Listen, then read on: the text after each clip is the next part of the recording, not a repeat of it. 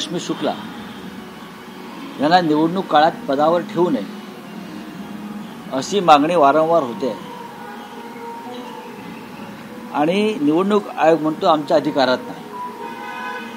त्याच वेळेला झारखंडच्या पोलीस महासंचालकांची बदली केली, ते त्यांच्या अधिकारात आहे आणि महाराष्ट्राच्या पोलीस महासंचालकांवरती गंभीर स्वरूपाचे आरोप आहेत.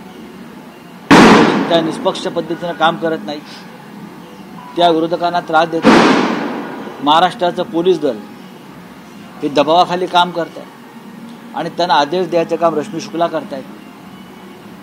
विशेषतः आमच्या कार्यकर्त्यांना तडीपाऱ्या, हद्दपाऱ्या, मकोका लावून निवडणूक आपल्या ताब्यात घ्यायची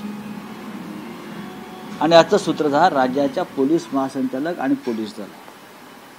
हे जर होत असेल तर हा जो चुनाव आयोग आहे, निवडणूक आयोग आहे, त्यांना वारंवार आम्ही सांगतोय की तुम्हाला जर पारदर्शक निष्पक्ष निवडणुका करायच्या असतील या राज्यामध्ये तर तुम्हाला रश्मी शुक्ला यांना हटवावंच लागेल. तुम्ही का हटवत नाही? हे जर आमचं सरकार असतं आणि आमच्या डीजीच्या विषयात तक्रार केली असती कोणी तर ताबडतोब त्यांच्यावर कारवाई झाली असती. बरं, यांचा पूर्व इतिहास आपण पहा ना. त्यांनी 2019 साली सरकार बनत असताना फडणवीस यांना मदत करा असे आमदारांना धमकी आणि सूचना देत होत्या. आमच्या सगळ्यांचे फोन ऐकले जात होते, आमच्या हालचालींवरती लक्ष ठेवलं जात होतं. अशा बाईंवरती गुन्हा दाखल झाला, निलंबित झाल्या आणि फडणवीस येताच त्यांना पुन्हा पदावर घेतलं. त्या निष्पक्ष असू शकतील का? त्याच्यामुळे नाना पटोले यांनी जी भूमिका मांडलेली आहे योग्य आहे. फडणवीस तुम्ही म्हणतात की त्या काळात जे सगळं झालं फोन टॅपिंग, आताही जे हटवलं जात नाहीये त्यामागे आमचे फोन अजूनही त्या बाई किंवा त्यांचे लोक ऐकतात. फोन टॅपिंग होत आहे. आजही अनेक विधानसभा मतदारसंघामधल्या पोलीस खात्यावर त्यांचा दबाव आहे एकतर्फी काम करण्यासाठी. महाराष्ट्रातल्या अनेक विधानसभा मतदारसंघामध्ये या बाईंचा दबाव असा आहे, जे आमचे प्रमुख कार्यकर्ते आहेत त्यांच्यावर खोटे गुन्हे दाखल करून त्यांना तडीपार करा, अशा प्रकारचा दबाव या बाईंचा आहे. आणि अशा राज्याच्या पोलीस महासंचालकांच्या नेतृत्वाखाली राज्यातल्या निवडणुका खरोखरच पारदर्शक आणि निष्पक्ष होतील का याचा विचार निवडणूक आयोगाने करायचा. तुम्हाला काय वाटतं की रश्मी शुक्लांच्या पाठीशी कोण आहे, कोण मेहर नजर दाखवते? कोण करणार? केंद्र सरकार, देवेंद्र फडणवीस. अजून कोण करणार? लोकशाही आहे, लोकशाहीमध्ये काही पथ्य पाळायचे असतात.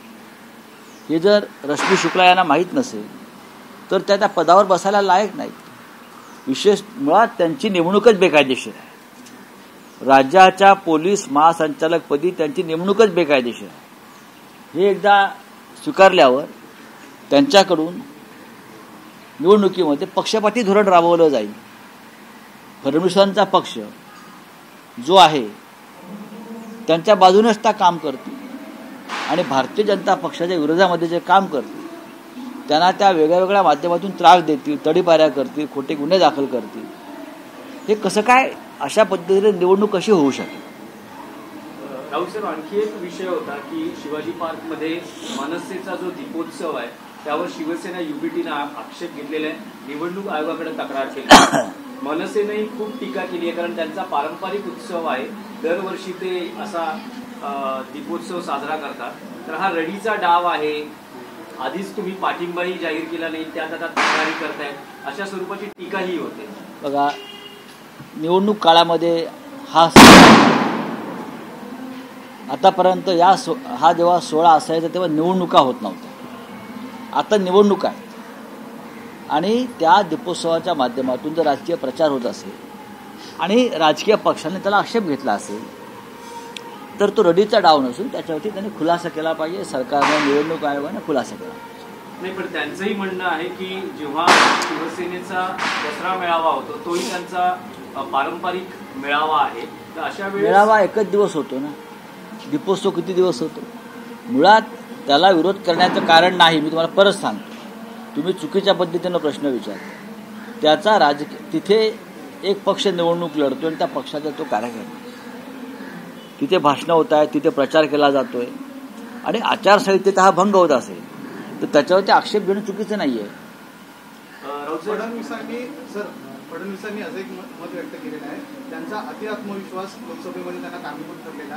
ज्या पद्धतीने संविधानाच्या बाबतीत विरोधकांनी प्रचार केलेला होता तो अपप्रचार होता आणि त्याला आम्ही उत्तर देऊ शकलो नाही, असं त्यांचं मत आहे. बघा, ही त्यांची भूमिका आहे. या राज्याच्या जनतेनं ठरवलं होतं की फडणवीस आणि त्यांच्या कंपूचा पराभव करायचा, तो त्यांनी पराभव केला. लोकसभेला अति आत्मविश्वास आहे की आत्मविश्वास आहे की अजून काय, हा त्यांचा प्रश्न. लोकसभेला सुद्धा विधानसभेला सुद्धा त्यांचा पराभव ठरलेला आहे. हा प्रश्न आत्मविश्वासाचा नाही किंवा अति आत्मविश्वासाचा नाही. लोकांच्या भावना काय आहे, लोकांनी काय ठरवलं त्याचा प्रश्न आहे. महाराष्ट्राच्या लोकांनी ठरवले देवेंद्र फडणवीस आणि त्यांचा गुजराती कॅम्प जो महाराष्ट्राचे लचके तोडतो, त्यांना कोणत्याही परिस्थितीत या निवडणुकीमध्ये विजयी करायचं नाही, या राज्याच्या जनतेने ठरवलेलं आहे. हा आमच्या जनतेचा, मराठी जनतेचा आत्मविश्वास आहे. राऊसाहेब, सरवणकरांवरचा दबाव दिवसागणिक वाढतोय, पण मुख्यमंत्र्यांनी असं म्हटलंय की माहीममध्ये काय करायचं सरवणकरांनी हा निर्णय त्यांनी स्थानिक कार्यकर्त्यांना. बघा, हे जे विषय आहेत हे लहान विषय आहेत. हा त्यांचा पक्षाचा अंतर्गत विषय आहे. गद्दाराच्या नशिबी अनेक ठिकाणी माती खायची वेळ आलेली आहे, त्याच्यामध्ये दादरचं प्रकरण. शिवडीसह इतर ठिकाणी गेलं मनसेला मदत करत असं भाजप फडणवीस म्हणतात. भारतीय जनता पक्षाचं हे धोरण आहे.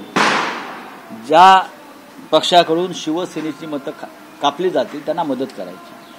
म्हणजेच महाराष्ट्राच्या विरोधामध्ये जे पक्ष उभे आहेत त्यांना मदत करायची, हे भारतीय जनता पक्षाचं एक राष्ट्रीय धोरण. राऊसाहेब, उमेदवारी अर्ज भरल्यानंतरही अजूनही राजकीय पक्षांमध्ये फोडाफोडीचं सत्र दिसून येते. काल काँग्रेसचे महापालिकेतले माजी विरोधी पक्षनेते रवी राजा यांनी भाजपत प्रवेश केला. कोल्हापूरमधल्या जाधव जे आमदार आहेत त्यांनी शिवसेना शिंदे गटात प्रवेश केला.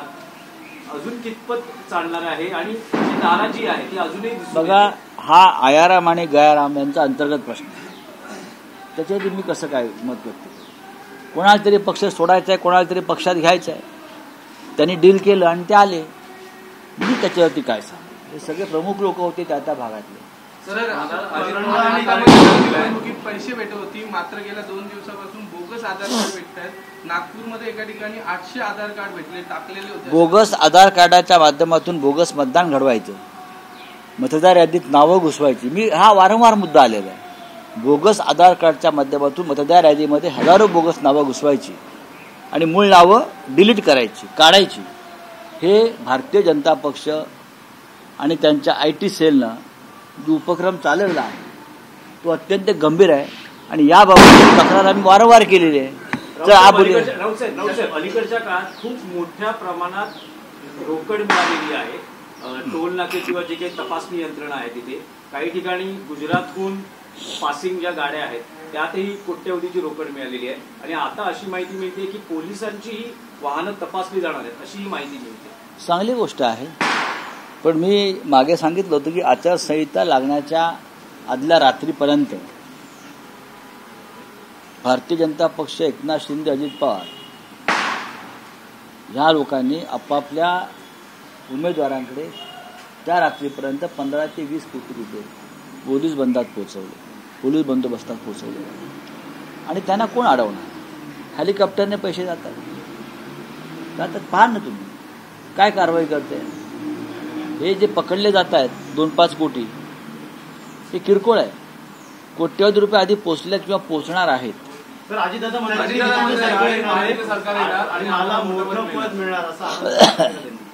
त्यांना माझ्या शुभेच्छा. बोला. रश्मि शुक्ला को ट्रांसफर करने को लेकर एक और पत्र जो है कांग्रेस को लिखा गया है. लगातार देखिए, राज्य के पुलिस महासंचालक रश्मि शुक्ला के बारे में बहुत गंभीर आरोप है. 2019 में जब हमारी सरकार बंद रही थी तो यही पुलिस महासंचालक या DG रही उस वक्त, जो सीधे सीधे भारतीय जनता पार्टी के लिए काम कर रही थी. हमारे सभी के फोन टैपिंग करके हम क्या करने जा रहे हैं उस बारे में वो देवेंद्र फडणवीस को पूरा पूरी जानकारी दे रहे हैं, फ़ोन टैपिंग कर रहे हैं। मेरा फ़ोन, शरद पवार साहब का फ़ोन, उद्धव जी का फ़ोन, नाना पटोले जी का फ़ोन, सबके फ़ोन टैप कर रहे हैं।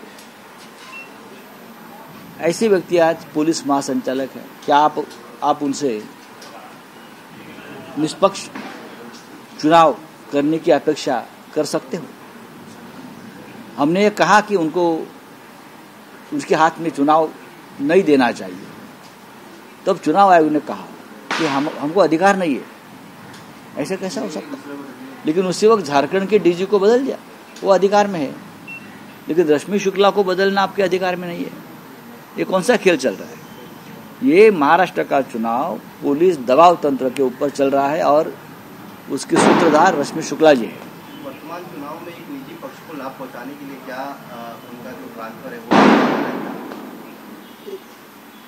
देखिए, निजी एक पक्ष के लिए नहीं, भारतीय जनता पार्टी के लिए, भारतीय जनता पार्टी के लाभ पहुंचाने के लिए सब कुछ कर रहे हैं। हमारे कार्यकर्ताओं को तड़ीपार हद पार कर रहे हैं, मकोका लगा रही है।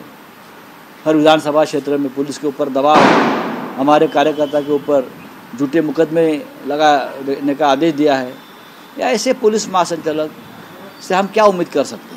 सर, दिवाली का समय है, प्रधानमंत्री ने कल जवानों के साथ दिवाली मनाई। उन्होंने इस दौरान कहा कि 1 इंच की जो जमीन है भारत की, वो किसी और को नहीं जाएगी। दूसरी तरफ जो विरोधक है वो लगातार ये आरोप लगा रहे थे कि चाइना घुस गया है बॉर्डर में, और प्रधानमंत्री खुलेआम ये दावा कर रहे हैं कि एक भी प्रधानमंत्री का जो दावा होता है उसके ऊपर विश्वास मत करिए। प्रधानमंत्री को पता है लद्दाख में क्या हुआ है, अरुणाचल में क्या हुआ है, लेकिन प्रधानमंत्री हमेशा देश से झूठ बोलते हैं। चाइना घुस गया है, पूरी तरह से घुस गया है, पेंगुइन लेक तक घुस गया है, रास्ते सड़क बनाए हैं, ब्रिजेस बनाए हैं, एयरबेस बनाया है हमारे इलाके, और प्रधानमंत्री जी देश के सामने झूठ बोल रहे हैं। नागपुर में जो है फर्जी आधार कार्ड मिले हैं, आपने कुछ समय पहले आरोप किए थे। हमने कहा था कि फर्जी आधार कार्ड से ये लोग वोटर लिस्ट में गड़बड़ करने जा रहे हैं। हर विधानसभा क्षेत्र में 5,000 से 10,000 फर्जी नाम डालेंगे और जो ओरिजिनल नाम है वो डिलीट करेंगे। ये उनका एक मुहिम चल रहा है। ये जब जगह जगह पे जो मिल रहा है ना फर्जी आधार कार्ड, ये उस मुहिम का ही एक हिस्सा है। और हमने ये बात चुनाव आयोग को बार बार सामने लाई। चुनाव आयोग उस बारे में कोई देखने को तैयार नहीं। एक नेता है, उन्होंने जो शिंदे गुट के जो उम्मीदवार है और महिला उम्मीदवार, उनके ऊपर आपत्तिजनक शब्द इस्तेमाल किया था, जिसको लेकर स्पेसिफिकली जो शिंदे गुट है वो अब ठीक है लड़कियों का